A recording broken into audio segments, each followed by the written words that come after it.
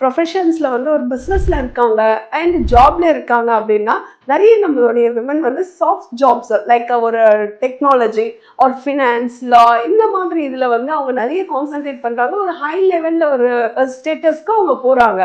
நீங்க ஒரு ஸ்டாக்ல இன்வெஸ்ட்மெண்ட் பண்றது பத்தி, அதே போல டேட்ஸ் நம்ம எந்த மாதிரியான கடனை நம்ம வாங்கணும், எதை வாங்கக்கூடாது, அதே போல நம்மளுடைய எம்ப்ளாயிஸ் உங்களுடைய எம்ப்ளாயிஸ்க்கு நீங்க அதை பத்தி எஜுகேட் பண்ண முடியும்.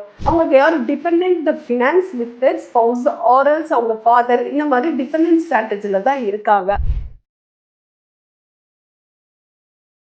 வெல்கம் டு அனிதா மோகன் இன்வெஸ்ட்மெண்ட் சொல்யூஷன்ஸ்.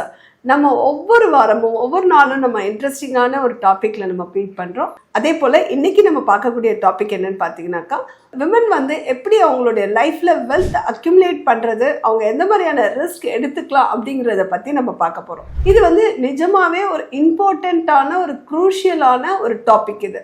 ஸோ ஏன் இதை நான் செக்மெண்ட்ஸ் வந்து மேல் இல்லாமல் விமன் அப்படின்னு நான் சொல்கிறேன்னா, ஏன்னா இன்னைக்கு காலகட்டத்தில் மேல் அண்ட் ஃபீமேல் ரெண்டு பேரும் எடுத்துக்கோங்க. விமன் வந்து பார்த்தீங்கன்னாக்கா அவங்களுக்கு வந்து ரிஸ்க் டேக்கிங் அப்படின்ற ஒரு இதை வந்து அவங்க ரொம்ப யோசிக்கிறாங்க. அவங்க வந்து பார்த்தீங்கன்னாக்கா ரிஸ்க் எடுத்துக்கிறதுக்கு தயங்குறாங்க அப்படின்ற ஒரு டேட்டா சொல்லுது. இந்த இடத்துல என்னுடைய ஒப்பீனியன் என்ன அப்படின்னா, கண்டிப்பாக அவங்களுடைய வெல்த் மேனேஜ்மெண்ட் அவங்களுடைய இன்வெஸ்ட்மெண்ட் பார்ட்டுக்காவது அவங்க வந்து ஒரு ரிஸ்க் டேக்கிங் அப்படின்ற ஒரு விஷயத்த கான்செப்டை கையில் எடுக்கணும் அப்படின்றது ரொம்ப இம்பார்ட்டன்ட்.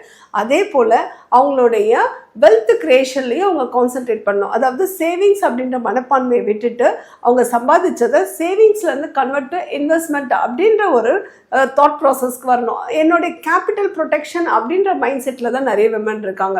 கேபிட்டல் ப்ரொடெக்ஷனை விட கேபிட்டலை வளர வைக்கணும் அப்படின்ற ஒரு மைண்ட் செட்டுக்கு நம்ம வந்து இன்னும் வளராமல் இருக்கோம். இன்னைக்கு நம்மளுடைய காலகட்டத்தில் ஒரு ஃபியூச்சர் லீடர் அப்படின்னா ஒரு மேல் அண்ட் ஃபீமேல் அப்படின்ற ஸ்ட்ராட்டஜியில் ஒரு மென் வந்து பார்த்தீங்கன்னா ஒரு லீடர்ஷிப் குவாலிட்டிக்கு ஒரு ப்ரமோட் பண்ணுறதுக்கு ஈஸியாக நிறைய பேர் போயிடுறாங்க. வேறஸ் ஒரு விமன் அந்த ஒரு லீடர்ஷிப் குவாலிட்டிக்கு போகிறதுக்கு அவங்க நிறைய மெனக்கிட வேண்டியது இருக்குது. அவங்களுடைய கேப்பபிலிட்டிஸ் அவங்களுடைய பெர்ஃபார்மன்ஸை இன்னும் அவங்க அதிகமாக ப்ரூவ் பண்ண வேண்டியதாக இருக்குது. இதுதான் மென்னுக்கும் விமெனுக்குமான ஒரு டிஃப்ரென்ஸ் இருக்குது. அப்போது நிறைய ஒரு ப்ரொஃபஷன்ஸில் வந்து ஒரு பிஸ்னஸில் இருக்காங்க அண்ட் ஜாப்ல இருக்காங்க அப்படின்னா நிறைய நம்மளுடைய விமன் வந்து சாஃப்ட் ஜாப்ஸ் லைக் ஒரு டெக்னாலஜி ஒரு ஃபினான்ஸ் லா இந்த மாதிரி இதில் வந்து அவங்க நிறைய கான்சென்ட்ரேட் பண்ணுறாங்க. ஒரு ஹை லெவலில் ஒரு ஸ்டேட்டஸ்க்கு அவங்க போகிறாங்க. வேறஸ் ஒரு பிஸ்னஸில் அப்படின்னு பார்த்தோம்னா அது வந்து எத்தனை பேர் வந்து ஒரு பிஸ்னஸில் இருக்காங்க அப்படின்னா ஒரு ஃபியூ பீப்புள்ஸ் தான் இன்னைக்கு கொஞ்சம் வளர்ந்துருக்கு. ஆனால் வந்து நம்ம கம்பேர் டு மற்ற ப்ரொஃபஷன்ஸோட பார்க்கும்போது விமன் ஒரு இண்டஸ்ட்ரியலிஸ்டாவோ ஒரு ஆண்டர்பிரினராவோ இருக்கிறது வந்து ரொம்ப ஃபியூவாக தான் இருக்குது. வென் கம்பேர் டு அவங்க எதுக்கு போயிடுறாங்கன்னா ஒரு சாஃப்ட் ஜாப்ஸ்க்கு போயிடுறாங்க. ஸோ அவங்களுடைய மைண்ட் செட்டு ஒன்ஸ் அவங்க ஏர்ன் பண்ணும்போது அவங்க என்ன பண்ணணும் அப்படின்னா அந்த வெல்த் மேனேஜ்மெண்ட்டை பற்றியும் ஒரு ஃபினான்ஷியல் மேனேஜ்மெண்ட் பற்றியும் தனக்காகவும் அவங்களுக்கு கீழே வேலை செய்கிற அவங்களுடைய எம்ப்ளாயீஸ்க்கும் அவங்க கீப் ஆன் எஜுகேட் பண்ணிட்டு இருக்கும்போது அவங்களுடைய செல்ஃப் மோட்டிவேஷன்ஸும் அவங்களுடைய செல்ஃப் இண்டிபெண்டன்ஸும் அவங்களுக்கும் அது யூஸ்ஃபுல்லாக இருக்கும். ஃபேமிலிக்கு அண்ட் அவங்களுடைய சொசைட்டி அண்ட் என்விரான்மெண்ட்டுக்கும் அது கண்டிப்பாக யூஸ்ஃபுல்லாக இருக்கும். ஒரு வேர்ல்டு குளோபல் ஒர்க் ஃபோர்ஸில் நம்ம பார்க்குறோம் அப்படின்னா 49% வந்து விமன் இருக்காங்க அப்படின்றது ஒரு ஸ்ட்ராட்டஜி சொல்லுது. நீங்கள் ஒர்க்கில் இருக்கீங்க அப்படின்னா நீங்கள் எதை பற்றிலாம் பேசணும் அப்படின்னா ஒரு பேசிக் ஃபினான்ஷியல் பிளானிங், ஒரு சின்ன சின்ன விஷயங்கள், நீங்கள் ஒரு ஸ்டாக்ல இன்வெஸ்ட்மெண்ட் பண்ணுறதை பற்றி, அதே போல் டெட்ஸ் நம்ம எந்த மாதிரியான கடனை நம்ம வாங்கணும், எதை வாங்கக்கூடாது, அதே போல் நம்மளுடைய எம்ப்ளாயிஸ் உங்களுடைய எம்ப்ளாயிஸ்க்கு நீங்கள் அதை பற்றி எஜுகேட் பண்ண முடியும்.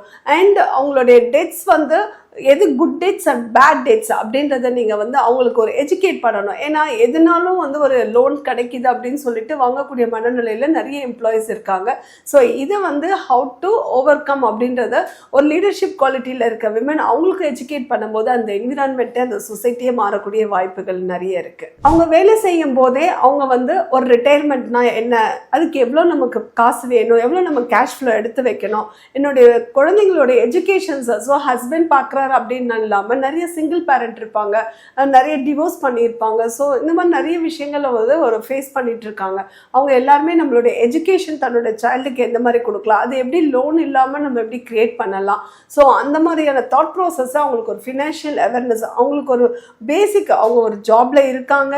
ஸோ அப்படின்னும் போது அவங்களுக்கான எஜுகேஷன்ஸை வந்து ஒரு கம்பெனி கொடுக்கும்போது அவங்களுடைய அந்த சொசைட்டி, அவங்க ஃபேமிலியை மாற்றக்கூடிய ஒரு வாய்ப்பை வந்து நம்ம உருவாக்கி தர முடியும். ஒரு ஸ்ட்ராட்டஜி என்ன சொல்லுது அப்படின்னா, லாட்ஸ் ஆஃப் உமன் வந்து அவங்களுடைய ஃபினான்ஸை கையில் எடுக்கக்கூடிய அளவுக்கு அவங்களுக்கு ஒரு ஃபினான்ஷியல் கெப்பாசிட்டி இருக்குது, அவங்க ஒரு இண்டிபெண்ட் ஃபினான்ஸை வந்து அவங்க மேனேஜ் பண்ணுறாங்க அப்படின்னு சொல்லிட்டு.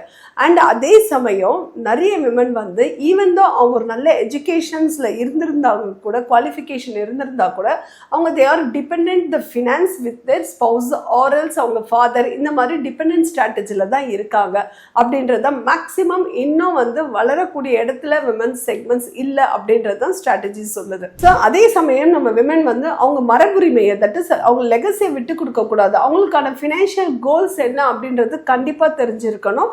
அப்போ தான் அவங்களுடைய ஃபினான்ஷியல் ஃபியூச்சரில் வந்து அவங்களோட லைஃப்பை ஸ்ட்ரீம்லைன் பண்ணக்கூடிய ஒரு ஆப்பர்ச்சுனிட்டியை அவங்களுக்கு உருவாக்க முடியும். ஆனால் நிறைய இடத்துல வந்து என்ன சொல்றாங்கன்னா, ரிஸ்க்கை வந்து எதிர்நோக்கிறது வந்து அவங்க ரொம்ப தயங்குறாங்க அப்படின்றது தான் ஒரு ஸ்ட்ராட்டஜி சொல்லுது. ஸோ ரிஸ்க் அவர்சிங் பீப்புள்ஸாக தான் இருக்காங்க வென் கம்பேர் டு மேல் செக்மெண்ட்ஸ் அப்படின்றாங்க. ஸோ கேபிட்டல் ப்ரொடெக்ஷன்ஸ், எனக்கு பாதுகாப்பு வேணும் அப்படின்ற ஒரு இதை தாண்டி அவங்க வந்து அடுத்த லெவலுக்கு வெல்த்ன்ற வேர்டையே அவங்க யோசிக்கிறது இல்லைன்ற போது அதை கண்டிப்பாக உங்களுடைய மனநிலையை மாற்றி உங்களுடைய என்விரான்மெண்ட்டை மாற்றக்கூடிய ஒரு இடத்துல நீங்கள் இருந்தால் தான் ஒரு செல்ஃப் இண்டிபெண்டன்ஸான ஒரு ஸ்ட்ராங் விமனாக உருவாக்குறதுக்கு ஒரு சான்சஸ் இருக்கும். அதுக்கு நீங்கள் என்ன பண்ணணும்னா, அட்லீஸ்ட் உங்களுடைய